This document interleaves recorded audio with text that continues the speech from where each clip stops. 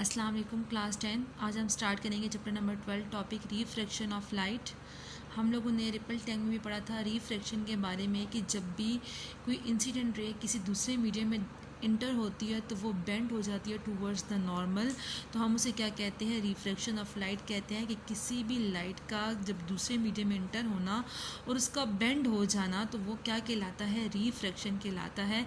अब इसमें भी सेम टू सेम हम ऐसे ही पढ़ेंगे कि जब लाइट किसी भी दूसरे मीडियम में इंटर होती है तो वो बेंड क्यों होती है, हमें क्यों ऐसा लगता है कि वो मतलब जैसे ग्लास एग्जांपल लेते हैं तो हमें लगता है कि अब पेंसिल तो बिल्कुल स्ट्रेट है लेकिन वो क्यों हमें बेंड हुई हुई नज़र आती है, क्यों ऐसा लगता है कि वो बेंड हुई हुई है, वो टू पार्ट्स में डिवाइड हुई हुई है। तो वो सिर्फ और सिर्फ किस प्रोसेस की वजह से होती है, रिफ्रैक्शन ऑफ लाइट की वजह से होती है। अब हम इसका डिटेल टॉपिक पढ़ेंगे तो हम इजीली समझ आएगा। फिर अगर हम यहाँ पे फ़िश की एग्जांपल लेते हैं तो फ़िश की एग्जांपल में भी सेम टू सेम इसी तरह से है कि अगर हमारे पास जैसे फ़िश की एक्चुअल पोजीशन ये है लेकिन अगर हम अपनी आंख से देखते हैं तो हमें क्यों ऐसा फील होता है कि जो फ़िश है वो इस प्लेस पे है, हालांकि फ़िश की जो एक्चुअल प्लेस होती है वो ये होती है।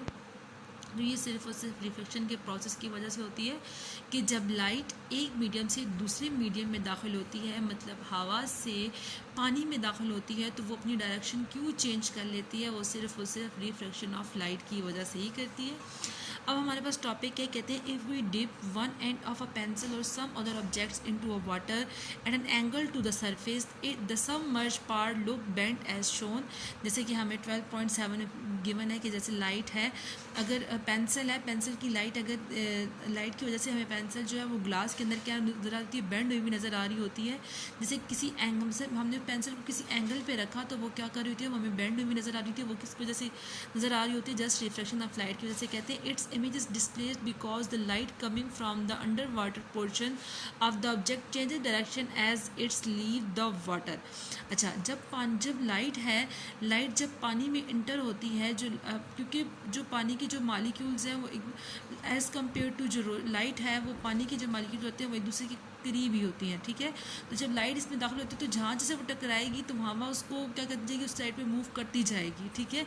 तो वो हमारे पास जब पानी जो है वो आगे डिटेल में बताऊँगी कि किस तरह से होता है कि जब लाइट किसी भी रेयर मीडियम से डेंसर में एंटर होती है, रेयर मतलब लाइट मीडियम से डेंसर मतलब हैवी मीडियम में एंटर होती है, तो क्या होती है, वो अपनी डायरेक्शन को चेंज कर लेती है। कहते हैं the bending of light as its direction as it leaves the water, कि हमारे पास जो बेंडिंग ऑफ लाइट है जब वो sorry the bending of light as it passes from one transparent medium into another is called a refraction। कि जब हमारे पास light one medium से अनदर मीडियम में इंटर होती है तो वो क्या हो जाती है, बेंड हो जाती है। ऐसे हम क्या कहते हैं, रिफ्रैक्शन कहते हैं। जैसे हमारे पास नेक्स्ट एग्जांपल भी दिया हुआ है इसकी रिफ्रैक्शन का। फॉर एग्जांपल ये मेरे पास ग्लास है, ग्लास के बाद हमारे पास ये लाइट आ रही है, ठीक है, ये मेरे पास लाइट आ रही है, इसको हम क्या कहेंगे, इंसिडेंट रे कहेंगे। अब जब ये हमारे पास इंसिडेंट रे इंटर होगी ग्लास में तो वो क्या हो जाएगी, टूवर्ड्स द नॉर्मल बेंड हो जाएगी। मैंने साइड पे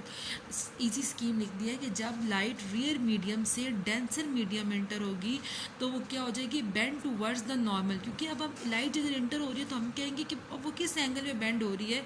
तो ये बात आपकी आसानी के लिए बहुत ईजी है कि जब लाइट रियर मीडियम से डेंसर मीडियम इंटर होती है तो क्या हो जाती है, बेंड टूवर्ड्स द नॉर्मल। अब देखो यहाँ पे हमें पता है कि हम जब भी एंगल फाइंड करते हैं तो एंगल फाइंड करने के लिए हमें नॉर्मल ड्रॉ करना पड़ता है। फिर हम कहते हैं कि जो लाइट पानी में आ रही है उसे हम इंसिडेंट रे कहेंगे। और ज़ाहिर सी बात है जब इंसिडेंट रे जो है वो जब इस ग्लास के अंदर एंटर होगी तो वो अपनी डायरेक्शन को चेंज करेगी। जब रेयर से डेंसर में एंटर होगी तो वो टूवर्ड्स द नॉर्मल मूव करेगी, इस तरह से टूवर्ड्स द नॉर्मल। ये नहीं कि इधर से आ रही है तो बिल्कुल स्ट्रेट इधर ही मूव कर जाएगी, no, it bend towards the normal, ये बेंड करेगी टूवर्ड्स द नॉर्मल। तो हम क्या कहेंगे कि ये मेरे पास कौन सी रे, इंसिडेंट रे। नेक्स्ट कहते हैं कि क्या जो लाइट है अगर वो ग्लास में एंटर होती है तो वो क्या वो ग्लास में ही रहेगी, नो, वो ग्लास से भी लीव करेगी। तो मैंने यहाँ पे लिखा कि अगर डेंसर से अगेन रेयर में जाती है तो तब लाइट की जो डायरेक्शन होती है वो bend away from the normal, तो वो नॉर्मल से क्या होती है, दूर होती है, वो नॉर्मल की तरफ नहीं होती। अगर हम यहाँ पे भी नॉर्मल ड्रॉ कर लें तो यहाँ पे क्या है, ये नॉर्मल है, तो यहाँ से क्या हो रही है, to bend to away from the normal, normal से क्या हो रही है, अवे जा रही है।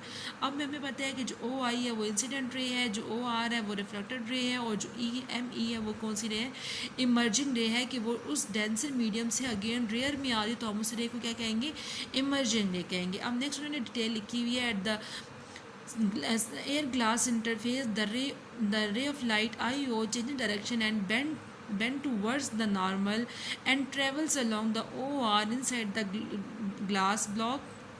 कि ओ आई रे आ रही है, ओ एम की तरफ जा, ओ आर जो है, और ओ आर जो रे आ रही है वो क्या किस तरफ बेंड हो रही है, टूवर्ड्स द नॉर्मल बेंड हो रही है, तो हम इसे क्या कहेंगे, the ray I O and O R call the incident ray, उसे हम इंसिडेंट रे कहेंगे, and the refracted ray respectively.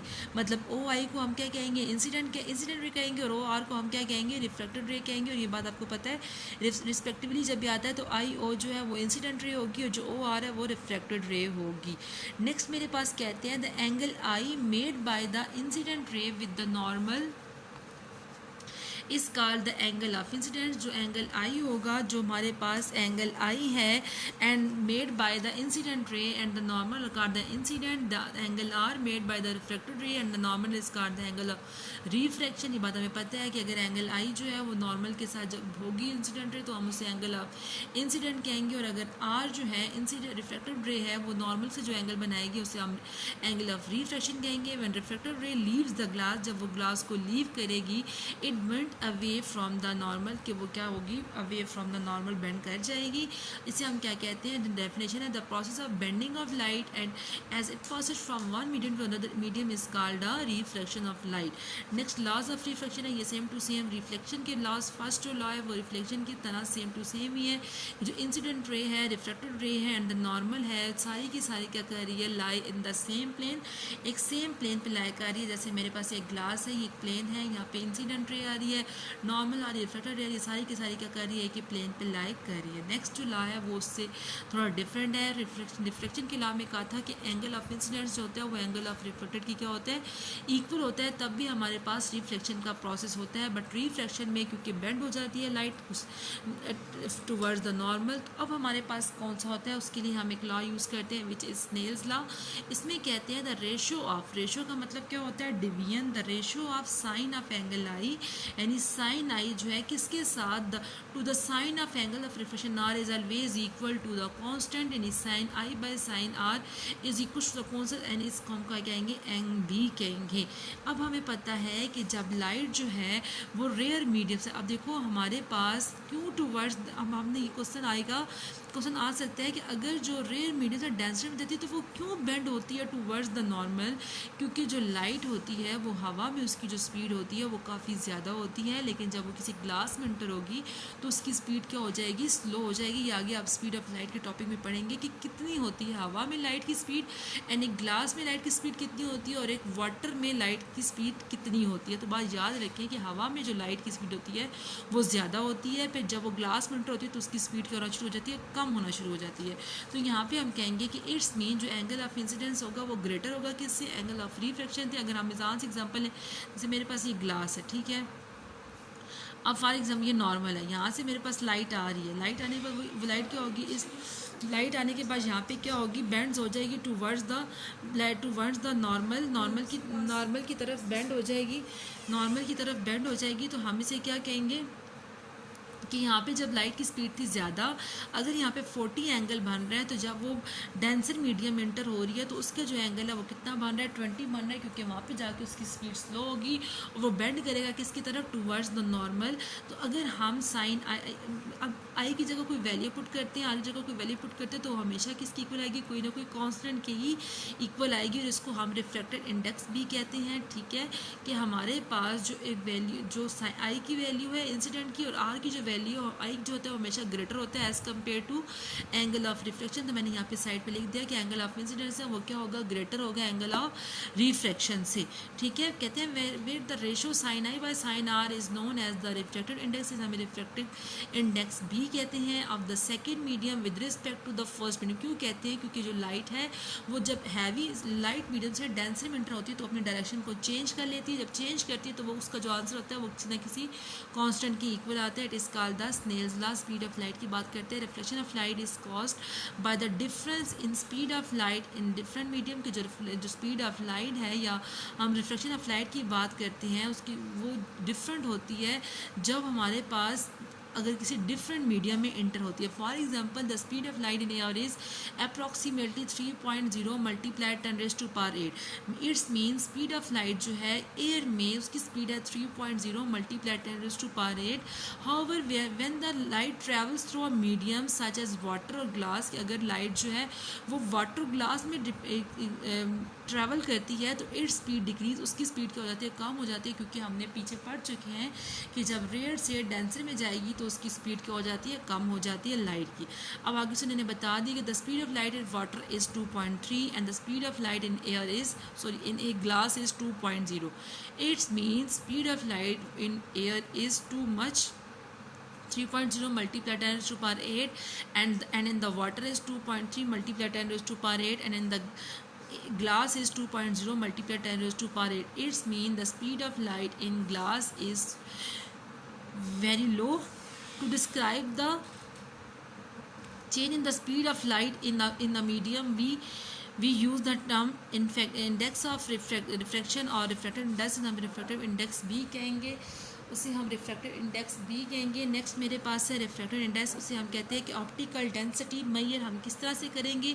The refractive index N of a medium is the ratio of the speed of light C in the air V of light in the medium. के हमारे पास जो N है वो refractive index है, उसमें कहते हैं कि द स्पीड ऑफ लाइट है, सी को हमने सी से रिप्रेजेंट किया हुआ है. एयर में स्पीड ऑफ लाइट कितनी है और स्पीड ऑफ लाइट की जो वेलोसिटी है वो किसी भी मीडियम में वो कितनी है. रिफ्रैक्टिव इंडेक्स हम कैसे शो करेंगे, speed of light in air divided by speed of light in medium. हमारे पास क्या होगी, N is equal to C by V. Okay class, अल्लाह हाफिज़.